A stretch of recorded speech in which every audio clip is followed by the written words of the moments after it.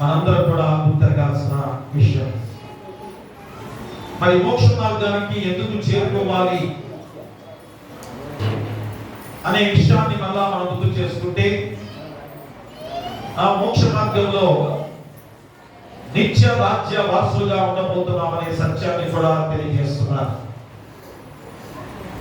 ఇంకంతకన్నా మనకి ఏమి కావాలి అనేది మళ్ళా గుర్తు చేసుకొని, అయ్యో దేవాది దేవుడే మనల్ని నిత్య జీవ వారసులుగా చేస్తున్నాడు కనుక మనం సిద్ధపాటుగా ఉండాలని తీర్మానంతో ఈ అడ్వెంట్ లోని 2వ ఆదివారంలో అందరం కూడా గుర్తు చేసుకోవాల్సిన విషయం. కాబట్టి ఈరోజు 3 పాఠ్య భాగాల ద్వారా ప్రాముఖ్యమైన లేఖన భాగాలుగా మరి చక్కటి వాక్యాన్ని దేవుడు మనకు గుర్తు చేస్తున్నాడు. మరి మీకా ప్రవక్త ద్వారా చాలా ప్రాముఖ్యమైన మాటలు గుర్తు చేస్తూ మన ఆడున్న పరిస్థితులు ఎంత భయంకరంగా ఉన్నాయో, ఒకరు ఎలాంటి పరిస్థితుల్లో వారు జీవిస్తున్నారో, మోసకరమైన విధానాల్లో జీవిస్తున్నారో, మరి రైతులను ఆనాడు కూడా ఎలాంటి విధానంలో మరి పేద రైతులని అన్యాక్రాంతమైన విధానంలో వారిని అణగదొక్కే వారిగా ఉన్నారో, అలాంటి సందర్భాల్లో మీకా ప్రవక్త ప్రవచించిన ఈ ప్రవచనము చాలా ప్రాముఖ్యమైన ప్రవచనంగా గుర్తు చేస్తున్న సందర్భం. మరి ఈరోజు కూడా అదే స్థితి కదా.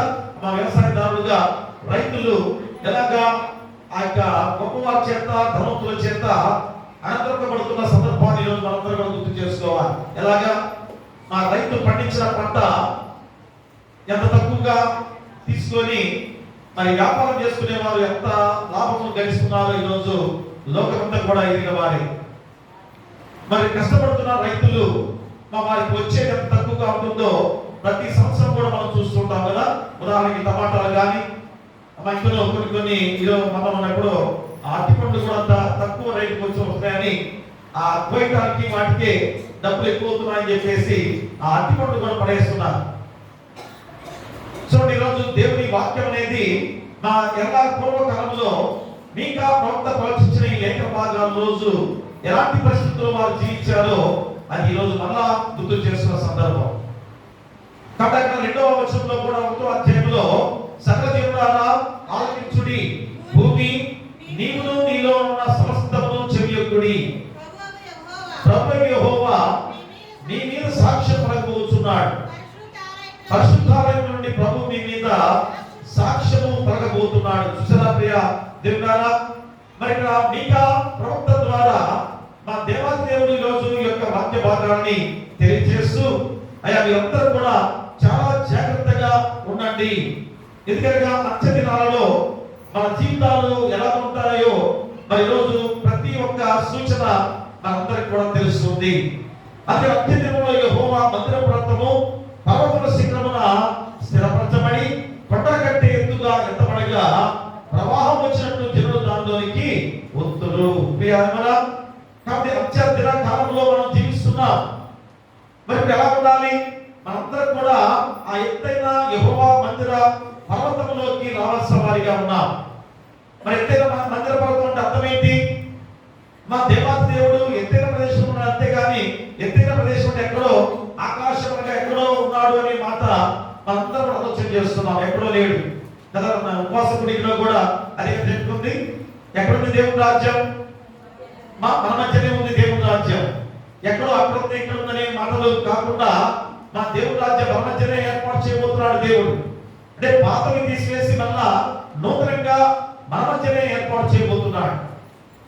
మరి ఎలాంటి సిద్ధపాటు నీకు ఉన్నావో ఆలోచన చేసుకొని గుర్తు చేస్తున్నాడు. అలాగనే ఇక్కడ అపోస్తలుడైన పౌలు కూడా చాలా హెచ్చరికతో కూడిన వాక్యాన్ని రోజు గుర్తు చేస్తున్నాడు. ఎందుకనగా అక్కడ యూదులను ఉద్దేశించి మాట్లాడుతూ మరి వారు ఏ రీతిగా జీవిస్తున్నారో, అయితే అహంకార ధోరణిలో జీవిస్తున్నారు. యూదులు గొప్పవారు అని భావిస్తున్నారు. మెస్సియా మా యొక్క జాతులొచ్చే జన్మించిన వాడు, మా యూద జాతులొచ్చే జన్మించేవాడుగా ఉన్నాడని అనుకున్నారే కానీ మా మెస్సియా ఆల్రెడీ జన్మించాడనే విషయాన్ని కూడా మర్చిపోయారు. గర్వము అహంకారం మధ్య కొట్టుమిట్టాడుతున్న సమయంలో మా యేసుక్రీస్తు వారి లోకంలో జన్మించి వారిని సైతం కూడా నిబ్బరపరిచిన సందర్భంలో అన్య జనాంగము ఎలాంటి స్థితిలో ఉన్నారో తెలియజేస్తున్నాడు అపోస్తలుడైన పౌలు. ఇక చివరిగా మూడోది లూకా సువార్తికుల ద్వారా మరి ఒక గొప్ప ప్రాముఖ్యత, ఎవరైతే లేని వారిగా ఉన్నారో, అణగారిన ప్రజలుగా ఉన్నారో వారి మధ్య దేవాది దేవుడు జన్మించిన గొప్ప సందర్భం. అంటే ప్రజలందరూ కూడా ఏమనుకుంటున్నారు, మెస్సియా ఎక్కడ జన్మిస్తాడు, యూదుల రాజు ఎక్కడ జన్మిస్తాడు, యూదుల కుటుంబాల్లో రాజుల కుటుంబాల్లో జన్మిస్తారని ఆలోచన చేశారు. తీరా చూసరికి ఎక్కడ జన్మించాడు, సామాన్యమైన కుటుంబంలో యోసేపు మరియ తల్లి గర్భాన జన్మించి పశువుల పాకలో పవడించిన యేసుక్రీస్తు వారు. చూడండి ఎంతగా ఆశ్చర్యపరిచాడు దేవుడు, నిబరపరిచాడు దేవుడు. కాబట్టి లోకంలో గొప్ప పేద అనే విధానంలో, ధనికుడు పేదవాడు అనే విధానంలో, అధికారులుగా లేకపోతే కూలివాడిగా ఉన్నాడనే ధోరణిలో మనం అందరం కూడా ఈరోజు అహంకార ధోరణితో జీవించే వారిగా ఇంకా మనం జీవిస్తున్నామేమో. మా దేవుడు చూపించిన గొప్ప కార్యం ద్వారా ఈ రోజైనా మనం గ్రహించుకొని మరి పేదవాడు ధనికుడు అనే భేదం లేకుండా, మా చిన్నవాడు పెద్దవాడు అనే భేదం లేకుండా, అయ్యో లేనివారనే తారతమ్యాలు లేకుండా, చిన్న కులస్తులు పెద్ద కులస్తులు అనే తారతమ్యాలు లేకుండా ఒకే కుటుంబంగా జీవించాలి. అలాంటి జీవితమే రెండవ రాకడ ద్వారా రాబోతున్న యేసుక్రీస్తు వారిని ఎదుర్కొనే శక్తివంతులు ప్రేమలా. కాబట్టి ఈరోజు ఈ మూడు లేఖన భాగాల ద్వారా చక్కటి అంశాన్ని దేవుడు మనకు గుర్తు చేస్తున్నాడు. ఏంటనగా రాబోయే దైవ రాజ్యంలో నీతిమంతులుగా ఎంచబడేదవా, మా రాబోయే దేవుని రాజ్యంలో నీతిమంతులుగా ఎంచబడేదవా అని ప్రశ్నార్థకంతో ఈరోజు రెండవ ఆదివారంలో నీకు హెచ్చరిక చేస్తున్నాడు. చూడండి ఈ అంశం ఎందుకు ప్రశ్నార్థకం వచ్చినంటే అర్థం ఏంటి, ఇక్కడ మనం జవాబు చెప్పుకోలేని వారిగా జీవిస్తున్నామని గుర్తు చేయటమే. నా అంశంలో ప్రశ్న వచ్చిందంటే ఇక్కడ జవాబుదారులుగా మనం లేము. కాబట్టి ఈరోజైనా జవాబు చెప్పుకునే మనుషులుగా జీవించాలని ఈ యొక్క అంశం ద్వారా దేవుడు గుర్తు చేస్తున్నాడు. ఇది రాబోయే దేవుని రాజ్యంలో నీతిమంతులుగా నువ్వు ఎంచబడకపోతే మనం ఎంత భయంకరమైన ఉగ్రత పాలవుతామో ఈరోజు హెచ్చరిక చేసే వాక్యమే ఈ గొప్ప వాక్యం. అందుకనే మూల వాక్యం చూస్తే రోమాపత్రిక 2వ అధ్యాయము 13వ వచనాన్ని మనం చదువుకుందాం.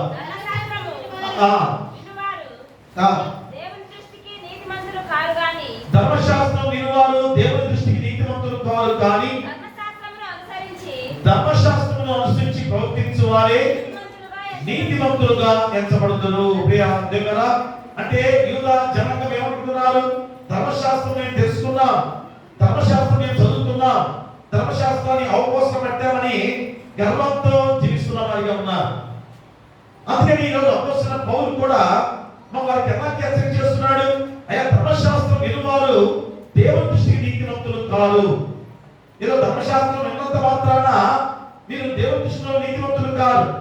ఎలాంటి వారు నీతిమంతులుగా అవుతారు, ధర్మశాస్త్రమును అనుసరించి ప్రవర్తించు వారే నీతిమంతులు. ధర్మశాస్త్రాన్ని అనుసరించి నడిచేవారే నీతిమంతులు. అంటే ఆ ధర్మశాస్త్రంలో ఏం తెలుస్తుంది, నీ పాప జీవితాన్ని గుర్తు చేస్తుంది, మనం చేసే పాపాలని వేరెత్తి చూపిస్తుంది. కాబట్టి ఏం చేయాలి, అయితే నీ పాపం చేయకూడదు అని ఆ పాపాంధకారంలో వచ్చి జీవ మార్గంలోకి మనం రావాలి. అప్పుడే ఆ యొక్క ధర్మశాస్త్రాన్ని అనుసరించి నడిచే వారిగా ఉండే గొప్ప విధానం. అలాంటి వారే నీతిమంతులు. అందుకని మా నీతిమంతులుగా ఎంచబడిన వారు ఆ ఇంట్లో వారసులుగా ఉంటారని ఖచ్చితంగా నీకు గుర్తు చేస్తున్నాడు. ఎవరైతే నీతిమంతులో వారు దేవుని ఇంటిలో వారసులే. అలాంటి నీతిమంతమైన జీవితాన్ని పొందుకోవడానికి ఎంత అవసరం పాలవుతున్నామో కదా. మా నీతిమంతులుగా జీవించడానికి ఎంత బాధపడుతున్నాం, ఎంత అవసరం పాలవుతున్నాం. మరి చక్కటి సూత్రాన్ని దేవుడు ఈరోజు మనకి విముక్తులయ్యే గొప్ప విధానాన్ని దేవుడు గుర్తు చేస్తున్నాడు. ఏంటనగా మా నీతిమంతులుగా జీవిస్తే దేవుని ఇంట్లో వారసులే. అలాంటి వారసత్వాన్ని పొందుకునే విధానంలో ఆయన సాక్షులుగా మీరు ఉండే బిడ్డలుగా ఉన్నట్లయితే ఆ సాక్షులుగా ఉండే బిడ్డలే నా బిడ్డలని మా దేవాది దేవుడు ఈ రోజు ఎంతగా నిన్ను ఆదరిస్తున్నాడో గుర్తు చేస్తున్నాడు. కాబట్టి పరిశుద్ధాత్ముడు మా కుమ్మరించబడిన భాషలు మాట్లాడాలని ఉపయోగపడేవారు పోకలను కానీ విమర్శ దినమందు మనుషుల రహస్యములను సువార్త ద్వారా బయలుపరచబడే దినాన నా ఇంటి వారు నా వారసులని ఎందరూ అంగీకరించబడే యోగ్యత కలిగి ఉన్నారో ఈరోజు మనం ఆలోచన చేసుకోవాలి. ప్రియమైన ఎందుకనగా పరిశుద్ధాత్మను కుమరించబడి భాషలు మాట్లాడేది ఎక్కువైపోయారు కదా. యేసుక్రీస్తు ఇలా మాట్లాడతారని చెప్పేసి ఆ తెలియని భాషలో మాట్లాడుతున్నారు కదా. ఈనాడు కొద్దిగా తగ్గినట్టున్నాయి కదా, బాగా తగ్గిపోయారు. చాలా మంది ఆఫ్ చేశారు ఆ భాష మాట్లాడటం. చాలా మంది ప్రాంతాల్లో కూడా ఆ తెలియని భాషలో మాట్లాడుకుంటారు. ఏంటి? పరిశుద్ధాత్మను ఆవరించాడు. పరిశుద్ధాత్మను ఆవరించేది ఏంటి? యేసుక్రీస్తు ఆరోహణమైన తర్వాత తగ్గింపు భాష కూర్చొని ఏం చేశాడు? వేరొక ఆదరణకర్త అయిన పరిశుద్ధాత్మను మనం నింపిన సందర్భాన్ని మర్చిపోతున్నారా? అంటే మనందరిలో కూడా పరిశుద్ధాత్మ దేవుడు ఉన్నాడు. మరి ప్రార్థన చేస్తే పరిశుద్ధాత్మ రావడం, మా మాట మంచి మాట విషయాలు పాట పాడితే పరిశుద్ధాత్మ నీళ్ళు వచ్చి గంతులు వేస్తూ కింద పడి దొంగలాడుతున్న వారిని మనం చూస్తున్నాం. అంటే మనం ఎలాంటి ఆలోచనతో ఈరోజు వాక్యాన్ని గ్రహిస్తున్నామో ఆలోచన చేసుకోవాలి. అందుకనే ఈరోజు అలాంటి ఊరాటపడి మనుషులుగా కోపంలో కొంతమంది ఉన్నారు. కానీ మా విమర్శన దినం ఒకటి ఉంది, నేను విమర్శించే దినం రాబోతుంది అని మళ్ళా ఈరోజు రెండవ ఆదివారంలో హెచ్చరిక చేస్తున్నాడు. ఇదేంటంటే క్రిస్మస్ కాలంలో ఇలాంటి హెచ్చరిక మాటలు ఏంటి అనుకుంటున్నారా? మా హెచ్చరిక మాటలే. ఇదే క్రిస్మస్ పండుగ అంటే మనము ఉల్లాసంగా ఉత్సాహంగా ఇంకేదో కొంతమంది వేరే విధంగా ఆచరించుకోవాలని ఆలోచన చేసుకుంటారు కదా. ఇప్పుడు కూడా ఉందో లేదో తెలియదు, కానీ చిన్నప్పుడు చాలా మంది కూడా ఏం చేస్తారు, నాటకాలు వేయడానికి మాకు కొన్ని డబ్బులు సమకూర్చుకుంటారు. ఎలాంటి ఏదో కోణానికి రాడికలు, సాంఘిక నాటకాలు ఆడపిల్లలు తీసుకొచ్చి డ్యాన్స్ వేసుకుంటూ క్రిస్మస్ పండుగలో ఇలాంటి ఆచరణ చేయడానికి చాలా మంది సిద్ధపడుతుంటారు. ఏం చేస్తారు? కరెక్ట్గా మిరపకాయలు ఇప్పుడే వస్తుంటాయి. మా యవనస్తులు డబ్బులు తల్లిదండ్రులు ఎవరు కనుక తెలియకుండా ఏం చేస్తారు, వారి యొక్క మిరపకాయల బస్తాల్లో 2-3 బస్తాలు తీసుకొని దొంగతనాలు అమ్మేసుకొని నేను హీరో పాత్రనే వేయాలని చెప్పేసి అనుకుంటూ ఉంటారు. ఎందుకు హీరో పాత్ర ఎందుకు వేయాలి? ఆడపిల్లలతో ఎక్కువగా డాన్స్ వేయడానికి హీరో పాత్ర కోరుకుంటుంటారు. దానికి డబ్బులు ఎక్కువ పెడతారు. ఇంత డబ్బు పెడితే నువ్వు హీరో పాత్ర అని చెప్పేసి ఆ డైరెక్టర్ ఎవడో అంటుంటాడు. దానికి డైరెక్టర్ మళ్ళీ దానికి రిహార్సల్స్ ఒక ఇంట్లో పెట్టి జనాలందరూ కూడా ప్రార్థనలో లేకుండా ఆ విధంగా నడుపుతుంటారు. అంటే క్రిస్మస్ పండుగ అంటే ఇలాగ జరుపుకోవాలి. కొంతమంది ఏం చేస్తారు, పండుగ రోజు బాగా విచ్చలవిడిగా ఖర్చు పెట్టాలని ఆ డబ్బులు సమకూర్చుకుంటారు. 2 రోజులు కూడా అదే దాని ఏమంటారు, ఎక్కువగా పని చేస్తే ఓవర్ డ్యూటీ ఎక్కువగా మళ్ళా 2వ డ్యూటీలు కూడా చేస్తుంటారు. ఎందుకని? క్రిస్మస్ లో ఎంజాయ్ చేయాలి, ఆ డబ్బు బాగా ఖర్చు పెట్టుకోవాలని ఆలోచన చేస్తుంటారు. ప్రియరా, అలాంటి ఎంజాయ్ చేసే క్రిస్మస్ కాదు. మానవుని మనోత్రాకంగా జన్మించాడు, మనందరూ కూడా రక్షణ చేసి ఎంత ధనికరంగా మన జీవితాన్ని మార్చిన దేవాది దేవుడు. మరి రోజు దేవుని కొరకు మనం సిద్ధపాటు కలిగి ఉండాలి. మన న్యాయాధిపతిగా 2వ రాకడగా వస్తున్నాడు కనుక ఆయన ఎదుర్కొనే వారిగా ఆ యొక్క పెళ్లి కుమార్తెలనే సిద్ధపాటుతో జీవించాల్సిన బాధ్యత మనలో ఉంది. అదే ఈ క్రిస్మస్ పండుగ. అంతేగాని ఏదో ఎంజాయ్ చేయటము, ఉల్లాసంగా ఉత్సాహంగా మనం జీవించాల్సిన విధానంలో ఈ లోకంలో తిరుగుత్రాకు సృజించుగా జీవించే విధానాలు కాదు ప్రియ దేవుని ద్వారా. అందుకనే ఆ రూట్ మార్చారు చాలా గొప్పగా. ఎందుకంటే దేవుని మాటలతో మరి పిల్లల విషయంలో కానీ, అవసర విషయంలో కానీ, మా స్త్రీల విషయంలో అందరూ కూడా దేవుని నామాన్ని గర్వించుకుంటూ మరి కొన్ని పాత్రల ద్వారా నడిపించుకోవడం బట్టి ఈరోజు అలాంటి నాటకాలు వేరే సాంఘిక నాటకాలన్నీ కూడా తగ్గిపోయే సందర్భాలను మనం చూస్తున్నాం. ప్రేమరా, కాబట్టి దేవుల్లో ఉండాలి. మా దేవుల్లోనే మనం జీవించే వారిగా ఉండడానికి ఈ విధంగా మార్చిన మన విధానాలే ఈరోజు అందరం కూడా ఇలాంటి స్థితిలో జీవిస్తున్న వారిగా ఉన్నాం. కాబట్టి విమర్శన జరుగుతుంది. అది చాలా జాగ్రత్తగా ఆలోచన చేస్తే మరి మనుషుల రహస్యములను సువార్త ద్వారా బయలుపరచబడే దినాన నా ఇంటి వారు నా వారసులని ఎందరూ అంగీకరించబడే యోగ్యత కలిగి ఉన్నారో ఆ విమర్శించిన ముందు యేసుక్రీస్తు వారు ఇదిగో మీరు నా ఇంటి వారు, మీరు నా వారసులు అని ఎవరైతే యేసుక్రీస్తు వారి ద్వారా అంగీకరించబడే వారిగా ఉన్నారో ప్రియా దేవులారా, వారే దేవుని రాజ్యంలో నీతిమంతులుగా ఉండే గొప్ప స్థితి.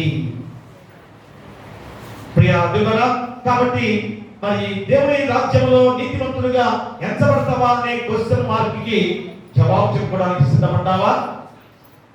కాబట్టి ఈరోజు 3 అంశాల ద్వారా దేవుడు ఎంతో చక్కని వాక్యాన్ని గుర్తు చేస్తున్నాడు. ఒకటి, మా దేవుని రాజ్యం గురించిన వాగ్దానము నెరవేరుతుందని విశ్వసించుదా. మొట్టమొదటిగా ఏం చేయాలి? మా నీతిమంతులుగా ఎంచబడాలని నువ్వు ఏం చేయాలి? మా దేవుని రాజ్యం గురించిన వాగ్దానం నెరవేరుతుందని విశ్వసించాలి. మరి పాత లేఖన భాగం ఎందుకు గుర్తు చేసుకుంటున్నాం? ఇదిగో యేసుక్రీస్తు వారు జన్మించడం వల్ల ఆ వాగ్దానం నెరవేర్చబడ్డాయని గుర్తు చేస్తున్నారు. మరి రెండవ రాకడ కూడా నేను వస్తున్నాను కదా, ఆ రెండవ రాకడ గురించి కూడా ముందే లేఖన భాగాల్లో తెలియజేయబడ్డాయి కదా. మరి ఇప్పుడైనా మీరు ఎందుకు సిద్ధపాటుగా లేదు? ఎందుకని ఇద్దరు సిద్ధపాటుతో లేకుండా జీవిస్తున్నారు అని ఈరోజు గొప్పగా ఈ వాక్యాన్ని మనం గుర్తు చేస్తున్న సందర్భం. అందుకని మా నీతిమంతులుగా నువ్వు ఎంచబడాలంటే మొట్టమొదటి వంశం విధంగా దేవుని రాజ్యం గురించిన వాగ్దానము నెరవేరుతుందని విశ్వసించాలి. చూడండి, మీకా గ్రంథము 4వ అధ్యాయము 4వ వచనాన్ని మనం చదువుకున్నట్లయితే, ఎవరి భయం లేకుండా ప్రతివాడును తన ద్రాక్ష చెట్టు క్రిందను తన అంజూరపు చెట్టు క్రిందను కూర్చుండును. సైన్యములకు అధిపతి యెహోవా మాట ఇచ్చి ఉన్నాడు. చాలండి ప్రియ దేవులారా, చూడండి ఇక్కడ 4వ వచనంలో ఎవరి భయం లేకుండా ప్రతివాడును తన ద్రాక్ష చెట్టు క్రిందను తన అంజూరపు చెట్టు క్రిందను కూర్చుండును. సైన్యములకు అధిపతి యెహోవా మాట ఇచ్చి ఉన్నాడు. చూసారా ఎంత వాగ్దానంతో కూడిన ఈ వచనము! మా దేవుడు ఎంత చక్కని వాగ్దానం ఇస్తున్నాడు. దేవుడు ఎంత గొప్ప వాగ్దానాన్ని నెరవేర్చడానికి సిద్ధం చేశాడు. అది గ్రహించారా? ఇస్రాయేలు జనాంగముగా, యూదా జనాంగముగా మా దేవుని విశ్వసించే వారిగా ఉన్నారా? లేకుండా వారు ఏం చేస్తున్నారంటే ఆ డబ్బు ధన వ్యామోహాలతో అణగదొక్కుతున్నారు. చాలా మందిని, పేదవారిని అణగదొక్కే ప్రజలుగా జీవిస్తూ ఉన్నారు. ఈరోజు అదే స్థితి, ఈరోజు అదే విధంగా జీవించే వారిగా ఈ లోకం ఉంది అంటారనే నిదర్శనాలు ఎంతో మంది చూస్తున్నారు. అంటే పేదవారిగా ఉన్నారు, మా ధనికులుగానే ఉంటున్నారు కదా. మరి అణగదొక్కే విధానం ఈ రోజు కూడా ఎందుకుంది? అలాగే ఆలోచన మనం చేసుకొని ఈరోజు ఎలాగా జీవించాలి? పేదవారు ధనికులనే భేదము లేకుండా, మా తక్కువ కులము గొప్ప కులం అనే తారతమ్యాలు లేకుండా మానవ జాతి అంతా కూడా దేవుని జాతిగా జీవించాల్సిన బాధ్యత ఉంది. అందుకని మా మీకా ప్రభుత్వ ఈరోజు శాంతితో కూడిన, సమాధానంతో కూడిన వాక్యాన్ని మనం గుర్తు చేస్తున్నాడు. ప్రేమలా, కాబట్టి అదే అంటాడు, ఎవరి భయం లేకుండా ప్రతి వాడును తన ద్రాక్ష చెట్టు కిందను తన అంజూరపు చెట్టు కిందను కూర్చుండును. సైన్యములకు అధిపతి యెహోవా మాట ఇచ్చి ఉన్నాడు కదా. దేవుడే ఇలాంటి గొప్ప వాగ్దానంతో కూడిన మాటను గుర్తు చేస్తున్నాడు. అందుకనే 8వ శకంలో జీవించిన మీకా ప్రవక్త ద్వారా మా దేవుని కుమారుడైన యేసుక్రీస్తు వారు మొదటి రాకడలో దైవాత్మ ప్రేరణచే పలికించిన గొప్ప మాట ఈరోజు మా మీకా ప్రవక్త కూడా యేసుక్రీస్తు వారు జన్మించబోతున్నాడు, ఆయన ద్వారా మనందరూ రక్షించబడబోతున్నాం అని ఎంత గొప్ప ప్రవచనాన్ని ప్రవచించిన సందర్భాన్ని కూడా తెలియజేస్తున్నాడు. అందుకనే మా ఇశ్రాయేలు జనాంగమును ఉద్దేశించి తెలుగుతూ మెస్సియా రాబోతున్నాడని, ఆయన వైపు పశ్చాత్తాపముతో మండుకున్నాడని మీకా పిలుపిస్తున్నాడు. అది 2వ వచనంలో చదవండి. కాబట్టి ఆ కాలమున అన్యజనుల అనేకులు వచ్చి సీయోనులో నుండి ధర్మశాస్త్రమును, యెరూషలేములో నుండి యెహోవా వాక్కును బయలువెళ్ళును. యాకోబు దేవుని మందిరమునకు, యెహోవా పర్వతమునకు మనం వెళుదాము రండి. ఆయన తన మార్గముల విషయమై మనకి బోధించును. మనము ఆయన త్రోవలో నడుచుకుందామని చెప్పుకుందరు. ప్రియ దేవుని బిడ్డలారా, చూడండి, యెహోవా మందిరము, యాకోబు దేవుని మందిరమునకును యెహోవా పర్వతమునకు మనం వెళుదాము రండి. అమ్మ ఎంత గొప్ప సూచనగా చెప్పిన ఈ మాటలు యేసుక్రీస్తు వారు మొదటి రాకడగా జన్మించిన తర్వాత మళ్ళా రెండవ రాకడ ద్వారా జీవించే గొప్ప స్థితిని ఈరోజు మనం గుర్తు చేస్తున్నాడు. దేవుడా రెండవ రాకడ గురించి చెప్తున్నాడు. ఆ రెండవ రాకడ ద్వారా యేసుక్రీస్తు వారు సింహాసనాసీనుడై ఆయన రాజ్యాన్ని పరిపాలించబోతున్న రాజుగా ఉండబోతున్నాడు. ఆ రోజు ఎంత సంతోషంగా మన జీవితాలు ఉంటాయో తిరిగి మళ్ళా ఆ యొక్కకు రండి అని హెచ్చరిక చేస్తూ ఈ మాట గుర్తు చేస్తున్నాడు. అందుకని ఆయన త్రోవలో నడుచుకుందాం రండి అని మా ఒకరినొకరు హెచ్చరిక చేసుకుంటూ ప్రబోధించుకుంటూ వెలుగు నడకగా కలిగిన వారమై యెహోవా వెలుగులో నడుచుకుందాం రండి అని ఆహ్వానించుకుంటూ జీవించే నూతన యాత్రా విధానం ద్వారా ఈ మీకా ప్రవక్త ప్రవచించిన ఈ లేఖన భాగం. మరి రోజు ఒకరికొకరు చెప్పుకున్నారా? మా ఉదయాన్నే బయలుదేరుతూ రండి రండి అని చెప్పుకుంటూ వస్తున్నారా? ఎవరు స్వార్థంగా వారు వచ్చేస్తున్నారా? అంతకన్నా ముందు పోవాలి, నేను తెలియకుండా పోవాలనుకుని ఎవరు తాడుగా మాటగా వస్తున్నారా? అలా రాకూడదు ప్రియా. ఎవరైతే ఇంకనూ దేవునికి దగ్గరకు రాకుండా ఉన్నారో ఇది ఒక సాదృశ్యం. మా పల్లపు రాజ్యంలో ఒక సాదృశ్యం. ప్రతి విశ్రాంతి దినములో దేవుని మందిరానికి రావడం అనేది రేపు రాబోయే పల్లపు రాజ్యానికి సాదృశ్యం. కాబట్టి ఏం చేయాలి? నీవు కూడా ఎవరైతే రాని వారిగా ఉన్నారో వాటిని లేపి తీసుకొని దేవుని మందిరానికి వెళుదాం రండి అని తీసుకుని రావాలి. వస్తున్నారా? మరి ఎంతమంది రోజు రాకుండా ఇంటి దగ్గర ఉంటున్నారు? ఎంతమంది దేవుని ఆలయానికి వచ్చారు? ఎంతమంది మా ఇంట్లో గడుపుతున్నారు? ఎన్నోసార్లు పదే పదే చెబుతున్నాను, యవనస్తుల విషయంలో ఎందుకు మీరు ఆలోచన చేయట్లేదు? తల్లిదండ్రులుగా మా బిడ్డల్ని వెంట పెట్టుకొని తీసుకోవాలనే ఆలోచన లేదా? అదే ఇంట్లో ఏదైనా పని చేయకపోతే మా బిడ్డల్ని గెలవట్లేదా, గద్దించట్లేదా? మరి దేవుని ఆలయానికి ఎందుకు రావని చెప్పేసి పట్టుకొని తల్లిదండ్రులుగా మీరు ఆరాధీసి ఎందుకు రాకూడదు అని చెప్పేసి గద్దించలేదా? ప్రియార్థులారా, బిడ్డలు ఎలాగా చెడిపోతున్నారో ఒకసారి ఆలోచన చేసుకోవాలి. చెడిపోయిన తర్వాత అయ్యో నేను మొత్తుకుంటూ నా బిడ్డ అలా అయిపోయాడు, ఇలా అయిపోయాడని చెప్పేసి బాధపడి గుండెలు రొమ్ములు బాధపడుతున్నారేమో. మా ముందుగానే దేవుడి శిక్షలో దేవుడి బోధలో ప్రశ్నలకు నువ్వు సిద్ధపడకుండా దేవుడు నీకు ఇచ్చిన బాధ్యత నెరవేర్చకుండా ఉంటే మరి నువ్వు నీతివంతులుగా ఎలా గెలిచబడతావు? మరి నీ గర్భాన్ని నీ బిడ్డలనే నువ్వు రక్షించుకోలేకపోతున్నావంటే ఇక పూర్వాన్ని ఎలాగా ప్రయత్నించి రక్షించుకోగలవు? ఈరోజు అందరూ చేయాల్సిన కర్తవ్యం అదే. మా ఒకరి ఒకరు ప్రేమతో రండి యెహోవా పర్వత మందిరానికి వెళదాం రండి అని ఆహ్వానించుకోవాలి. ఎదుటివాడిని రక్షింపజేసుకునే మార్గంగా ఉండాలి. నీ పొరుగువాడిని రక్షింపజేసుకునే దానిలో నీ ఆలోచన ఉండాలి. అప్పుడే నీతివంతుడిగా ఎంచబడతావు. అదే గుర్తు చేస్తున్నాడు. అందుకని విమర్శన దినం ఒకటి ఉన్నది. కాబట్టి ఇప్పుడు ఈరోజు ఎంత శుభవచన అవసరం చెప్తున్నాడు మీకా ప్రవక్త. ఇదిగో దేవుని రాకడ సమయంలో మనందరం కూడా ఒక చోట కూడుకుని ఉంటున్నాం. దేవుని మందిర పర్వతం పైన కూర్చుని ఉంటున్నాం. కాబట్టి మన జీవితాలు ధన్యకరమైనవి గుర్తు చేస్తున్నాడు. కానీ అలాంటి ధన్యకరమైన జీవితాలతో జీవిస్తున్నామా?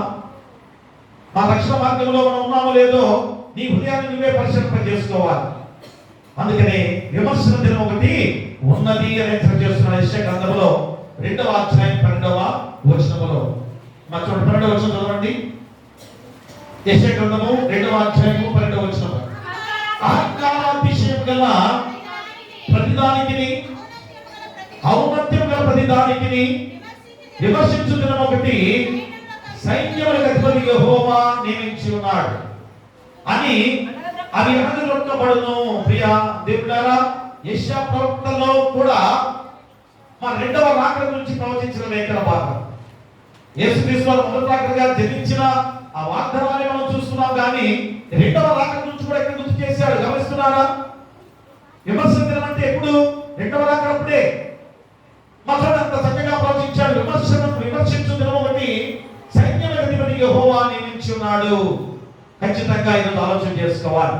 అలాగే 13వ అధ్యాయం చూడండి. యెషయా గ్రంథంలో 13వ అధ్యాయము 6వ వచనం చదవండి. యెహోవా దినం వచ్చుచున్నది, ఘోషించుడి, అది ప్రళయము వలె సర్వశక్తులకు దేవుని యొద్ద నుండి వచ్చును. ప్రియా దేవులారా, యెహోవా దినం వచ్చుచున్నది, ఘోషించుడి. ఆ దినము వచ్చేంత వరకు మీరు ఎలాంటి స్థితిలో ఉంటారో మళ్ళా హెచ్చరిక చేస్తున్నాడు. చాలా జాగ్రత్తగా ఈరోజు ఆలోచన చేసుకోండి. ఈ క్రిస్మస్ దినాల్లో మొదటి రాకడగా ఎందుకు జన్మించాడో మళ్ళా గుర్తు చేసుకొని ఆ రెండవ రాకడగా రాబోతున్న రోజు అది ప్రళయం వలె సర్వశక్తులను దేవుని యందు నుండి వచ్చును అని గుర్తు చేస్తున్నాడు. మరి ఎంత భయంకరమైన దినంగా ముందు నీకు హెచ్చరిక చేస్తున్నాడు. అలాగే విలాప వాక్యాలు చూడండి ఒకసారి. విలాప వాక్యాలు 2వ అధ్యాయం చూడండి. విలాప వాక్యాలు 2వ అధ్యాయం 21వ వచనం చదవండి. 21వ వచనం. యవనులను వృద్ధులను వీధులలో నేలన పడి ఉన్నారు. నా కన్యకలను నా యవనులను ఖడ్గము చేత కూలి ఉన్నారు. నీ ఉగ్రత దినమున నీవు వారిని హతము చేసితివి, దయతలచక వారినందరినీ వధించితివి. ఎంత భయం గొలిపే వాక్యం ఈరోజు మళ్ళా గుర్తు చేస్తున్నాడు. మన రెండవ రాకడ ద్వారా మన జీవితాలు ఎలా ఉంటాయో మళ్ళా హెచ్చరిక చేస్తున్నాడు. యవ్వనులను వృద్ధులను వీధులలో నేలన పడి ఉన్నారు. ఎందుకు మాట? మా యవనస్తులు మాట వింటున్నారా? మా దేవుల్లో ఉండడానికి సిద్ధపడుతున్నారా? ప్రియ దేవులారా, యూత్ బైబిల్ స్టడీ ఏర్పాటు చేస్తే మా 20 మంది కన్నా ఎక్కువ రాత్రి బిడ్డలు ఎందుకు రాత్రి అడుగుతున్నారా? తల్లిదండ్రులుగా మీరు ఎందుకు ఎక్కలేదు? బైబిల్ స్టడీ జరుగుతుంది కదా, ఎందుకు ఎక్కలేదని చెప్పేసి తల్లిదండ్రులుగా మీరు అడుగుతున్నారా? ఆ యవనస్తులే రేపు వృద్ధులైపోయేవారు కదా.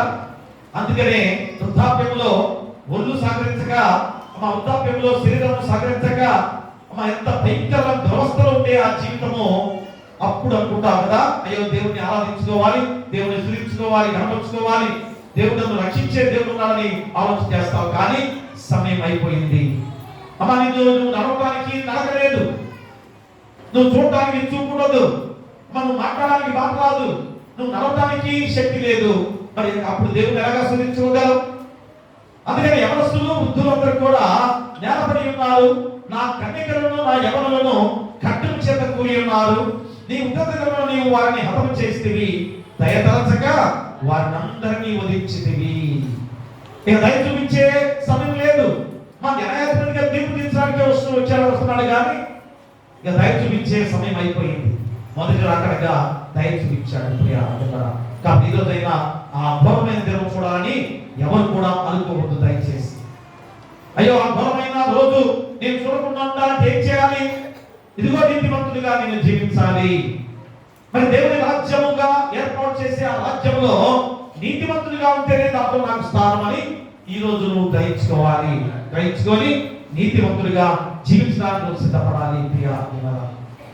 అందుకనే రెండవ అంశంగా కూడా మనం గుర్తు చేసుకుంటే చూడండి, రెండవది దేవుని రాజ్యాన్ని ఏలువాడు మన మధ్య నిర్మించాలని విశ్వసించుట. మా మొట్టమొదటి అంశం ఏంటి? దేవుని రాజ్యం గురించిన వాగ్దానము నెరవేరుతుందని విశ్వసించాలి. ఇదే కొంతమంది వాక్య భాగాల్లో చేసిన వాగ్దానాలు యేసుక్రీస్తు వారు జన్మించడం వల్ల ఎలా నెరవేర్చబడ్డాయి? ఇక రెండవ ఉపంశం ఏంటనగా దేవుని రాజ్యాన్ని ఏలువాడు మన మధ్య జన్మించాలని విశ్వసించాలి. అంటే ఈ రోజు కూడా దేవుని మా మొదటి రాకడగా జన్మించిన యేసుక్రీస్తు వారు జన్మించాడు అని విశ్వాసం నీలో లేదు అని ఖచ్చితంగా చెబుతున్నాడు ఈరోజు. ఎందుకని ఆ మాట? అంటే దేవుడిలో దిక్కును రాకుండా అన్య జనాంగంగా ఇంకా జీవిస్తున్నామేమో, మా దేవుడిలో దిక్కును బలమైన వారిగా లేకుండా మనం జీవిస్తున్నామేమో. అందుకని ఈరోజు ఈ మాట నీ గుర్తు చేస్తున్నాడు. దేవుని రాజ్యం ఏర్పాటు చేసే సమయం కన్నా నువ్వు నీతిమంతుడిగా ఎంచబడాలి. ఈ లోకంలో ఉండగానే నీతిమంతుడిగా ఎంచబడాలి. అంతేగాని దేవుడు నన్ను తీసుకెళ్తాడే అక్కడ నీతిమంతుడిగా జీవిస్తాను అనుకుంటున్నావేమో, కాదు. మా ఈ లోకంలో జీవించినప్పుడే నువ్వు నీతిమంతుడిగా జీవిస్తేనే దేవుని రాజ్యానికి అర్హుడవు. అందుకని రెండవ వంశంలో దేవుని రాజ్యాన్ని ఏలువాడు మన మధ్య జన్మించాలని విశ్వసించాలి. ఈ రోజైనా నువ్వు విశ్వసించు. అయ్యో, మొదటి రాకడగా యేసుక్రీస్తు వారు మానవుడిగా మన మధ్య జన్మించాడు. ఎందుకని? అంత తక్కువ స్థానంలో ఎందుకు దిగి వచ్చాడు? గొప్ప దేవాది దేవుడు, సర్వలోకాన్ని సృష్టించిన వాడు, ఇంకా సూర్యుడిని, చంద్రుడిని, భూమిని, నక్షత్రాలని, శక్తి గల ప్రతిదాన్ని కూడా దేవాది దేవుడే సృష్టించి ఉండగా ఆయన ఎంత శక్తివంతుడు. మా సూర్యుడు ఇంత దూరం ఉంటేనే ఆ వేడికి తట్టుకోలేకపోతున్నాం కదా. మరి ఎంత శక్తివంతమైన ఆ సూర్యుడిని కూడా దేవుడే సృష్టించాడంటే ఎంత శక్తివంతుడో దేవాది దేవుడు ఒకసారి ఆలోచించే. అలాంటి దేవుని రాజ్యంలో నీవు నేను మనందరం కూడా ఉండబోతున్నామంటే మనం ఎంత శక్తివంతులు కావాలి.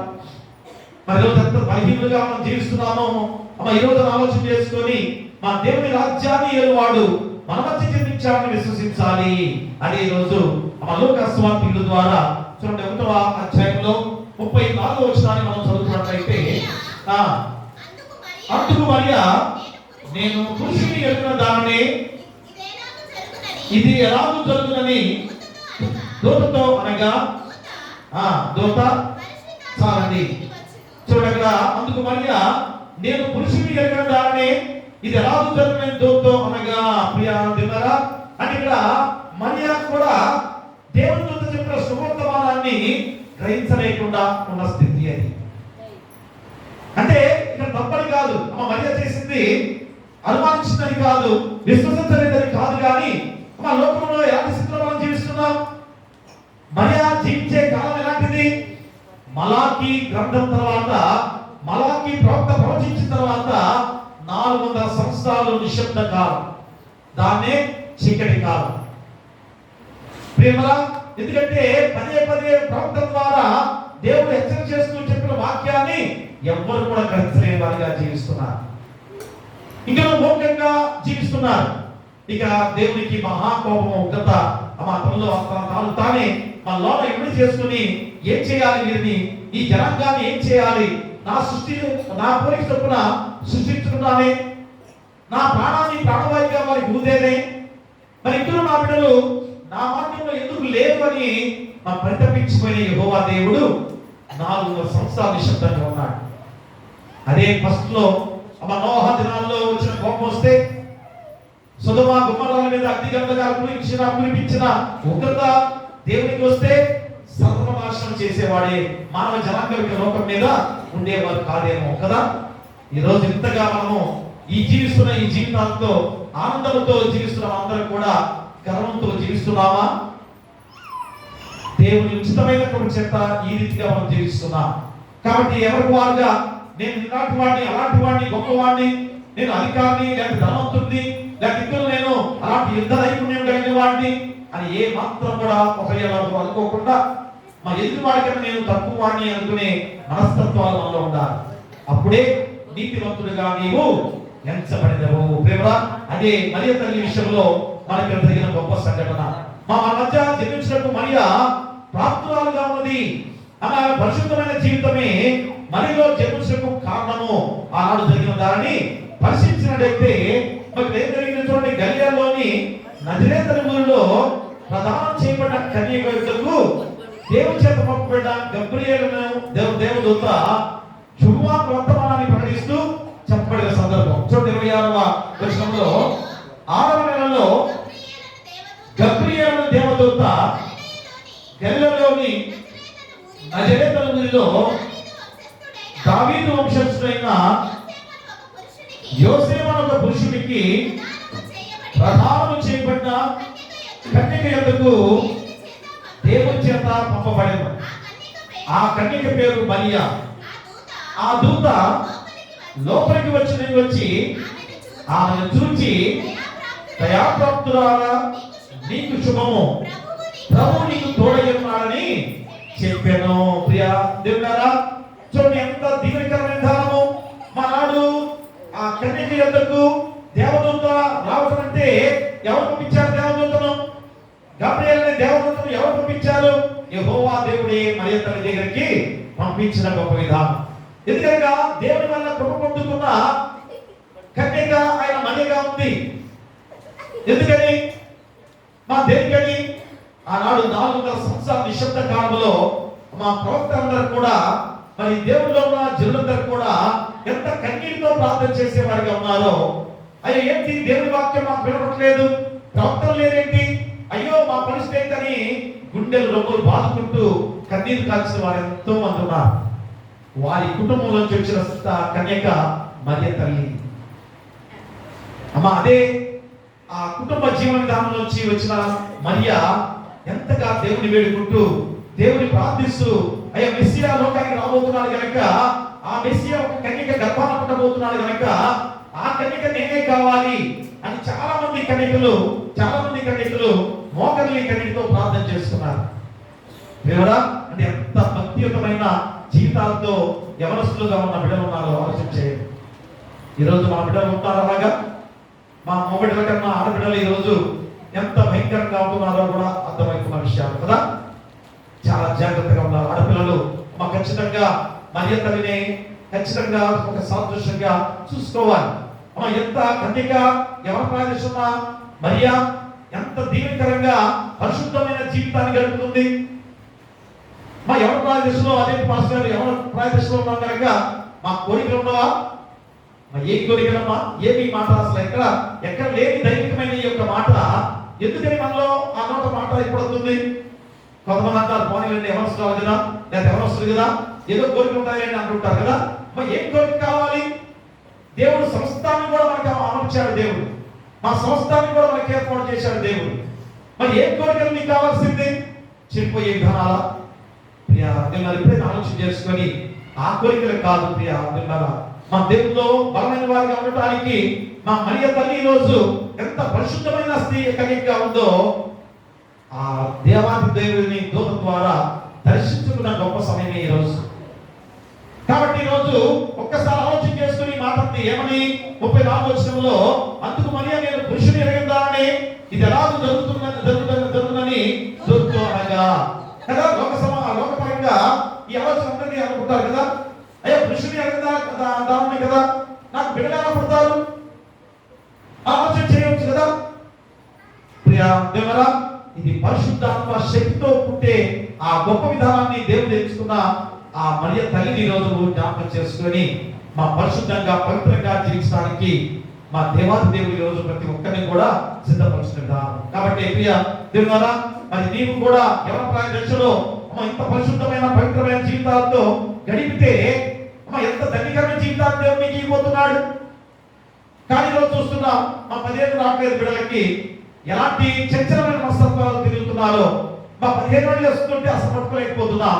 మా 18 ఏళ్ళు వస్తుంటే అంతస్తు లేదు కదా. 10 ఏళ్ళకేమో చిన్నగా స్టార్ట్ అవుతున్నారు, 15 ఏళ్ళకేమో పట్టుకోలేకపోతున్నాం. ఇక 18 ఏళ్ళు దాటుతుంటేనేమో అంతస్తు లేకుండా పోతున్నారు. ఎవరు వస్తున్నారా ఒక్కసారి ఆలోచన చేయండి. అందుకని ఈరోజు కన్యక గర్భవతి అయితే దయ ఎలా పొందుకుంది? మా దేవాది దేవుడే ఆ కన్యక గర్భాన జన్మించాడంటే ఎంత ధన్యత! అంత పవిత్రమైన పరిశుద్ధమైన కన్యకగా మరియ ఉంది కనుకనే. కాబట్టి ఈరోజు విశ్వసించలేదని కాదు మరియ, మా విశ్వసించింది. కానీ మా ఒక్కసారి ఆలోచన ఆ లోకము కదా, లోకంలో ఏమనుకుంటారు? మా పురుషులు ఎక్కడ వివాహం కాకుండా ప్రదానం చేయబడింది ఏ విషయం చేత. అలాంటప్పుడు గర్భం దాలిస్తే లోకం ఏమనుకుంటుంది? అందుకని ఈరోజు లోకానికి తెలియచేయాలి. అదే మత్తయి ఆ యొక్క లోక సువార్తల ద్వారా ఈ యొక్క వచనంలో అది క్లియర్ గా మనం గుర్తు చేసుకునే దానిలో మనం పరిశుద్ధాత్మ చేత దేవుని చేత గర్భం దాల్చబోతున్నావు. ఆ కుమారుడే లోకానికి రక్షకుడుగా ఉండబోతున్నాడు. ఎంత ఆనందం! ఈరోజు మా దేవాది దేవుడి కుమారుడుగా మరియ గర్భాన పుడుతున్నాడంటే ఎంత ఆనందం! వెంటనే మరియ చూడండి 35వ వచనంలో ఏం చెబుతుందో చూడండి. ఆ దూత పరిశుద్ధాత్మ నీ మీదకి వచ్చును, సర్వోన్నతుని నిన్ను కమ్ముకొనును, కనుక పుట్టబో శిశువు పరిశుద్ధుడై దేవుని కుమారుడు అనబడను. మరియు నీ బంధువురాలు ఎలిజబెత్ కూడా ఈ వృద్ధాప్యమందు ఒక కుమారుని గర్భం ధరించి ఉన్నది. గొడ్రాలనబడిన ఆమెను ఇది 6వ మాసము. ప్రియా తిన్నారా చూడండి, ఆ మరియ గర్భాన జన్మించేసే ఆ యేసుక్రీస్తు వారు లోకానికి రక్షకుడుగా ఉండబోతున్నాడని ఆ దూత చెప్పిన గొప్ప మాటల ద్వారా మరియ విశ్వసించింది. అది ఎవరైతే ఒప్పుకుంటారా? ఇదేంటంటే ఇక్కడ పెళ్లి చేసుకోకుండా గర్భం ధరిస్తే ఏమైపోవాలి? అమ్మో నేను ఉన్నానండి అని పారిపోవాలి కదా. కానీ వెంటనే దూత చెప్పిన మాట వినది, గ్రహించింది. అమ్మ ఆ గొప్ప కార్యానికి ఒడిగట్టిన కన్యక మరియ తల్లి. ప్రియారా, ఈరోజు మనం కూడా మా గర్భాన్ని ధరింప చేసుకునే బిడ్డలుగా మనం ఉండాలి. యేసుక్రీస్తు మనలో జన్మించే వారిగా ఉండాలి. అంటే దేవుల్లో ఉండాల్సిన బాధ్యత. అంతేగాని గర్భం అవసరం అంటే ఇంకా మానవుడిగా జన్మించే విధానం కాదు. ప్రియారా, మా దేవాది దేవుడు మనలో ఉండనివ్వాలి. మనలో జీవింపజేసుకునే వారిగా మన హృదయాన్ని తెరవాలి. పరిశుద్ధమైన హృదయంతో ఉన్నట్లయితే దేవుడు మనలో ఉండబోతున్న సత్యాన్ని గుర్తు చేస్తున్నారు. అలాంటి విధానంలో మా దేవుడు రాజ్యాన్ని ఏలువాడు మన మధ్య జన్మించాడని విశ్వసించాలి. ఈ రోజైనా నువ్వు విశ్వసిస్తే ఖచ్చితంగా నీతివంతుడిగా ఎంచబడతావు. మరింత విశ్వసించింది కనుకనే ఇంత గొప్ప గొప్ప రక్షణ మార్గం ద్వారా యేసుక్రీస్తు వారు తన గర్భాన్ని జరిగింపజేసుకొని ఎంత దీవించబడిందో ధన్యురాలుగా పిలువబడిన అక్షరం. ఈరోజు నీవు కూడా నీతివంతులుగా జీవించే విధానంలో ఖచ్చితంగా యేసుక్రీస్తు వారు జన్మించాడు కనుక ఆయన మార్గంలో నడవాలి. నా పాప జీవితాన్ని తీసివేసుకోవాలి. పరిశుద్ధంగా పవిత్రంగా నేను ఉండాలని తీర్మానం చేసుకోవాలి.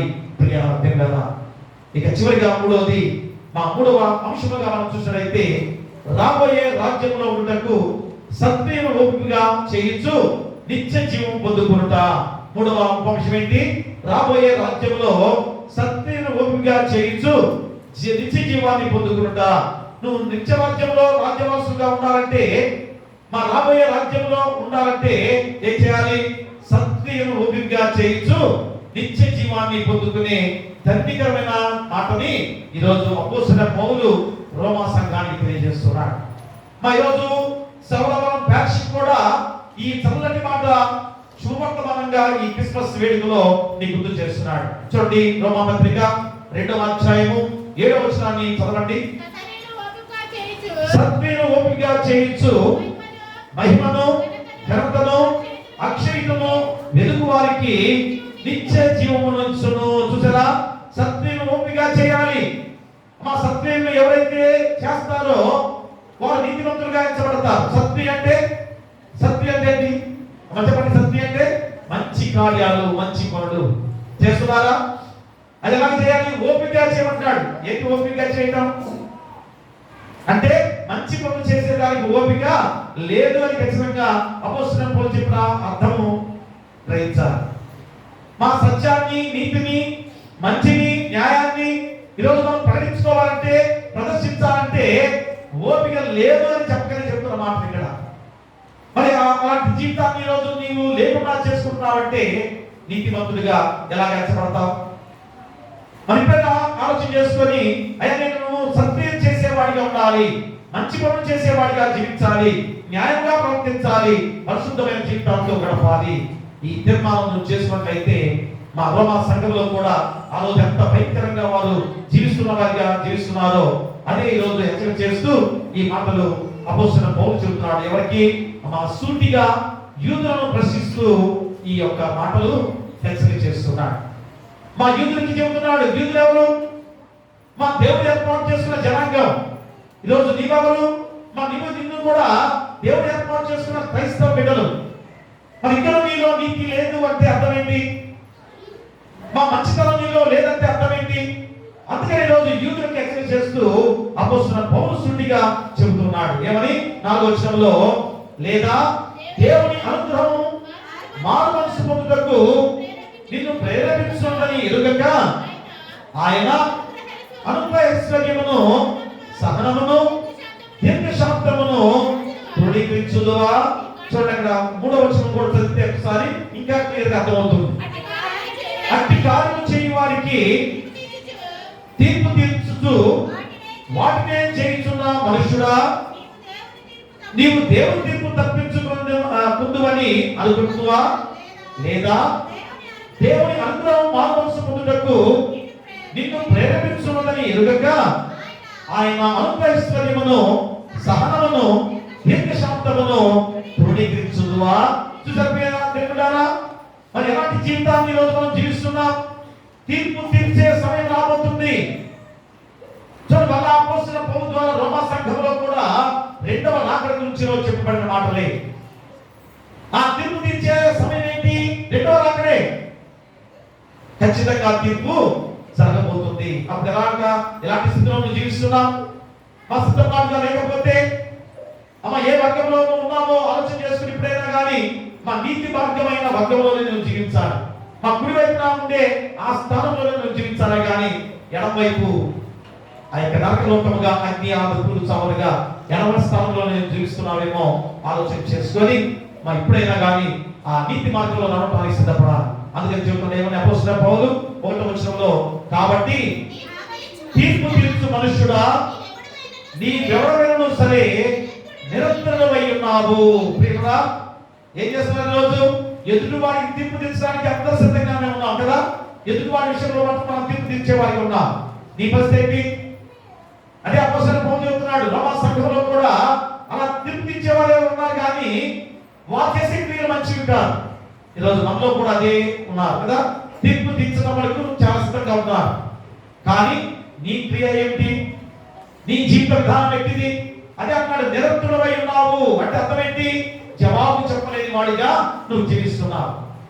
ప్రియరా, అలాంటి వాడు నువ్వు ఎదుటివాడికి తీర్పు ఎలా చెప్తావు? అదే దేని విషయంలో ఎదుటివాడికి తీర్పు తీర్చుతున్నావో దాని విషయంలో నీవే నేరస్తుడు అని తీర్పు తీర్చుకొనుచున్నావు. ప్రియరా, నీవు మంచి క్రియలతో ఉండకుండా, నీతివంతుడుగా ఉండకుండా ఎదుటి వారికి తీర్పు తీర్చడానికి సిద్ధంగా ఉన్నావు, కానీ అలాంటి వారందరికి కూడా నేరస్తుడు అని ముద్ర వేసి ఈరోజు అపోస్తలుడైన పౌలు చెబుతున్నాడు. నీ క్రియ మార్చుకోకుండా, నీ ప్రవర్తన మార్చుకోకుండా ఎదుటి వారికి తీర్పు తీర్చేవాడిగా ఉంటున్నావే, అది నువ్వు నేరస్తుడుగా ఎంచబడే నీకు నువ్వుగా తెచ్చుకున్న శిక్షే. నీకు నువ్వు తెచ్చుకున్న శిక్షే. అందుకని కాబట్టి అట్టి కార్యములు చేయు వారికి మీద దేవుని తీర్పు సత్యం ఆశించదే అని ఎరుగుదాము. అట్టి కార్యములు చేయు వారికి తీర్పు తీర్చుచు వాటినే చేస్తున్న మనుషుడా, నువ్వు దేవుని తీర్పు తప్పించుకుందు అని అనుకుందువా? లేదా దేవుని అనుగ్రహం మారుమోసుకుంటున్నప్పుడు నిన్ను ప్రేరేపిస్తున్నదని ఎరుగక ఆయన అనుగ్రహైశ్వర్యమును సహనమును దీర్ఘశాంతమును తృణీకరించుదువా? అలాంటి తీర్పును తీర్చవద్దు దయచేసి. మా నీతివంతుడిగా ఉన్నావా? సత్యవంతుడిగా ఉన్నావా? న్యాయవంతుడిగా ఉన్నావా? సమాధానపరుడుగా ఉన్నావా? శాంతిని కోరుకునేవాడిగా ఉన్నావో నీకు నువ్వుగా ఆలోచన చేసుకొని సిద్ధపాటుతో జీవించు. అంతేగాని ఎదుటి వారికి తీర్పు చెప్పడానికి చెప్తున్నావు, కానీ నీ క్రియలు మార్చుకోలేకపోతున్నావని ఖచ్చితంగా చెప్పే మాటలే ప్రియరా. అందుకనే 4వ వచనంలో కూడా 5వ వచనంలో, నీ కాఠిన్యమును మార్పు పొందని నీ హృదయమును అనుసరించి ఉగ్రత దినమందు అనగా దేవుని న్యాయమైన తీర్పు బయలుపరచబడు దినమందు నీకు నీవే ఉగ్రతలు సమకూర్చుకున్నావు. మళ్ళా ఉగ్రత దినము, రాబో దినము, ఎంత హెచ్చరికతో కూడిన మాటలు చూసారా? అదే 2వ రాకడ. అలాంటి విధానంలో నువ్వు జీవిస్తున్న విధానంలో దేవుని న్యాయమైన తీర్పు బయలుపరచు దినమందు నీకు నీవే ఉగ్రతలు సమకూర్చుకున్నావు. చూడండి 6వ వచనంలో, ఆయన ప్రతి వారికి వారి వారి క్రియల చొప్పున ప్రతిఫలం ఇచ్చును. సత్క్రియను ఓపికగా చేయించు మహిమను ఘనతను అక్షయతను ఎదుగు వారికి నిత్య జీవమును ఇచ్చును. అది అపోస్తలుడైన పౌలు ఎంత చల్లటి సువర్తమానాన్ని గుర్తు చేస్తున్నాడు. మా రాబోయే ఉగ్రత దినమందు నువ్వు ఎలాంటి తీర్పు ద్వారా నశించేవాడిగా ఉండబోతున్నావో అలా ఉండకుండా నువ్వేం చేయాలి? సత్క్రియను ఓపికగా చేయించు మహిమను ఘనతను అక్షయతను వెదుగు వారికి నిత్య జీవాన్ని ఇచ్చే దేవుడు నీకు తోడుగా ఉన్నాడు. ఆయనే మొదటి రాకడగా జన్మించిన యేసుక్రీస్తు వారు. ఎంత రక్షణ వాక్యంలో నడిపించిన యేసుక్రీస్తు వారికి ఉండగా ఆయన విశ్వసించే వాడిగా ఉన్నావా? ఆయన వాగ్దానాన్ని విశ్వసించే వాడిగా జీవిస్తున్నావా? ఈరోజు నువ్వు ఆలోచన చేసుకొని ఎలాంటి పక్షపాతం లేని దేవుడు నీకు తోడుగా ఉన్నాడు. అదే తర్వాత 8వ వచనం నుంచి నీకు చెప్పే మాటలన్నీ కూడా అపోస్తలుడు పౌలు ఏం చెబుతున్నాడు? దేవునికి ఏ భేదం లేదు, మా తారతమ్యం లేదు, చిన్నవాడు పెద్దవాడని లేదు, ధనికుడు పేదవాడని లేదు, ఒక అధికారి కూలివాడని తారతమ్యం లేదు, అందరూ సమానమే. ఆ తీర్పు సమయంలో అందరూ సమానమే. నువ్వు ఏ క్రియలైతే నువ్వు చేశావో ఆ క్రియ ఫలితము అనుభవించబోతున్నావు. ఇంత హెచ్చరికతో కూడిన ఈ వాక్యము నీ హృదయంలో భద్రపరుచుకొని, అయ్యో నా జీవితం విక్రమని కనిపిస్తుందని అన్నాను, నా జీవితాన్ని మార్చుకోవాలని ఇప్పుడైనా నువ్వు ఆలోచన చేసుకోలేకపోతే ప్రియ దేవుడు గారు ఎంత భయంకరమైన ఉగ్రత రాబోతుందో నీకు గుర్తు చేస్తున్నాడు. అదే ధర్మశాస్త్రం గురించి కూడా నీకు ఏదని చెప్పాడు అక్కడ. చూడండి, మూల వాక్యంలో చెప్పిన మాట అదే కదా. ఏమని? ధర్మశాస్త్రం వినువారు దేవుని దృష్టి నీతిమంతులు కాదు, కానీ ధర్మశాస్త్రం అనుసరించి ప్రవర్తించు వారే నీతిమంతులుగా ఎంచబడతారు. ధర్మశాస్త్రం లేని అన్యజనులు స్వాభావికంగా ధర్మశాస్త్ర సంబంధమైన క్రియలు చేసిన వారు ధర్మశాస్త్రం లేని వారైనను తమకు తానే ధర్మశాస్త్రమైనట్టున్నారు. అట్టి వారి మనస్సాక్షి కూడా సాక్ష్యం ఇచ్చుచుండగాను వారి తలంపులు ఒకదాని మీద ఒకటి తప్పు మోపుచు లేక తప్పు లేదని చెప్పుచుండగాను ధర్మశాస్త్రానుసారము తమ హృదయములందు వ్రాయబడినట్టు చూపుచున్నారు. దేవుడు నా స్వార్థ ప్రకారము యేసుక్రీస్తు ద్వారా మనుషుల రహస్యములను విమర్శించు దినమందు ఇలాగూ జరుగును. అది విమర్శ దినమనగా రెండవ రాకడ దినమే. మా ధర్మశాస్త్రం లేని వారు ఉన్నారు. అన్ని జనులు ధర్మశాస్త్రం తెలుసా, కానీ వారు నీతివంతులుగా జీవించారు. ధర్మశాస్త్రం అయితే ఏదైతే తప్పులు చూపించిందో ఆ తప్పులు చేయకుండా జీవించే అన్య జనాంగం ఉన్నారు. వారిని కూడా నేను రక్షిస్తాను. ఆయన క్రైస్తవులుగా ఉండి ధర్మశాస్త్రం తెలుసుకుని కూడా ఆ ధర్మశాస్త్రానుసారంగా నువ్వు పాటించకపోతే నువ్వు రక్షించబడతావా? నీతిమంతుడిగా ఎంచబడతావా? అది అపోస్తలుడైన పౌలు రోమా సంఘంలో యూదులకి హెచ్చరిక చేస్తున్నాడు. ఆయన యూదుని కనుక నేను రక్షించబడతాను అని అనుకుంటున్నారు చాలా మంది కూడా. మా క్రైస్తవుడిగా నీలో ధర్మశాస్త్రంలో ఇచ్చిన ప్రతి పాప జీవితాన్ని తీసివేసుకునేవాడిగా ఉంటేనే నీతిమంతుడిగా నువ్వు ఎంచబడేవాడు. అలాంటి విధానంలో ఉంటేనే మా దేవుని రాజ్యంలో వారసులుగా ఉండబోతున్నాం. అదే రాబోయే దైవ రాజ్యంలో నీతిమంతులుగా ఎంచబడతావా? మా ప్రశ్నార్థకంగా ఈరోజు నీకు గుర్తు చేసిన అంశం. మరి జవాబుగా ఉండాలంటే ఏం చేయాలి? ముందుగా నువ్వు మా దేవుని రాజ్యాన్ని గురించిన వాగ్దానం నెరవేరుతుందని విశ్వసించాలి. ఇదిగో వాగ్దానాలు నెరవేర్చబడ్డాయి మొదటి రాకడ ద్వారా.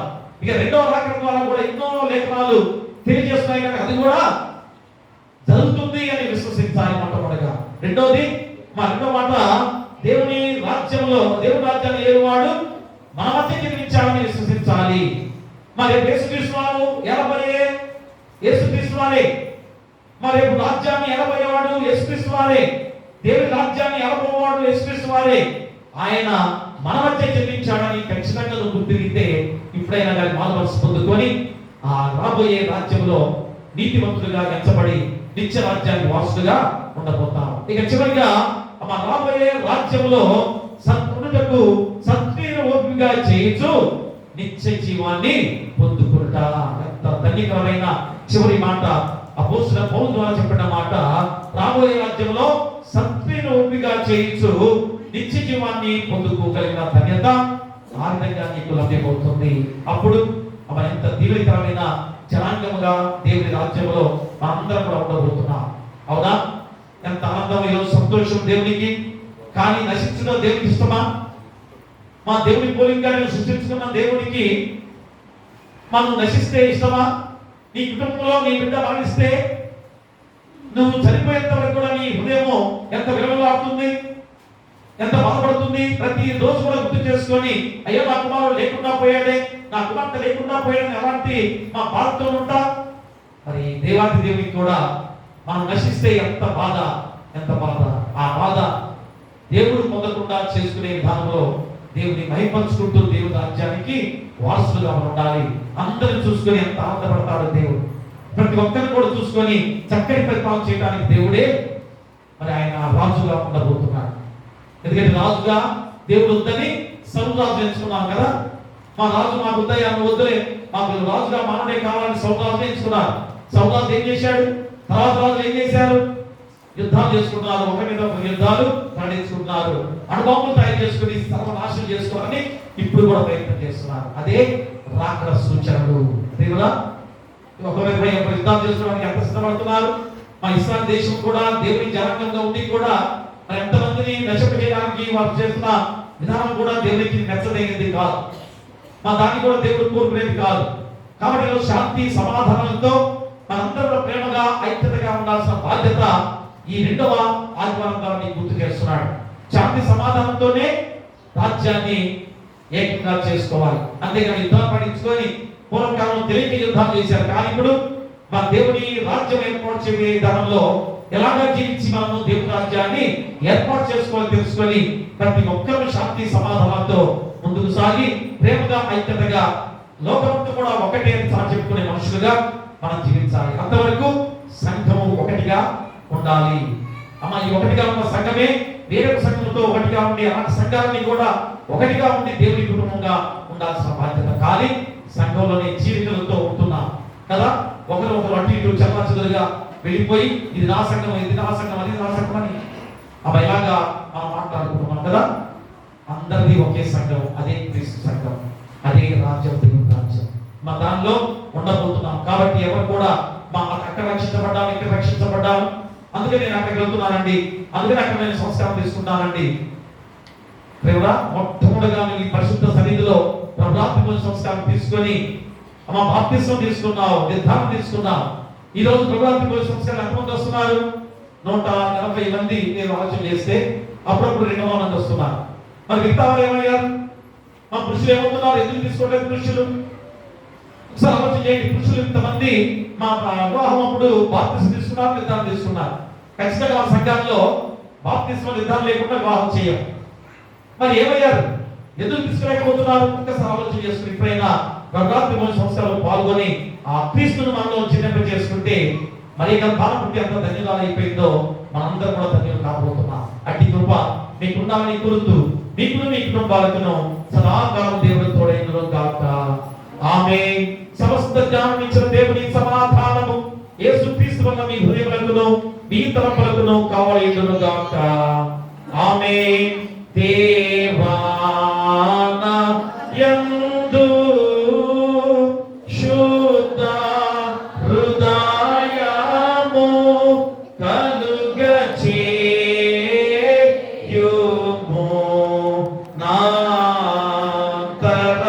నాంతరంగములో స్థిరమైన మనసును తనముగా పుట్టించుము.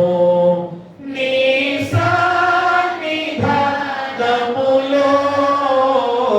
నుండి నన్ను త్రోసివేయకుము.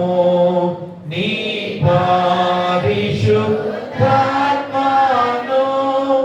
నా యొద్ద నుండి తీసివేయకుము. నీ రక్షణ నాకు మాత్రగా పుట్టించుము. సమాధి గల మనసు కలుగ చేసి నన్ను దృఢపరచుము. దయచేసి కూర్చోండి. మొదటి కానుక 30 కానుక తెచ్చినట్టే ముందు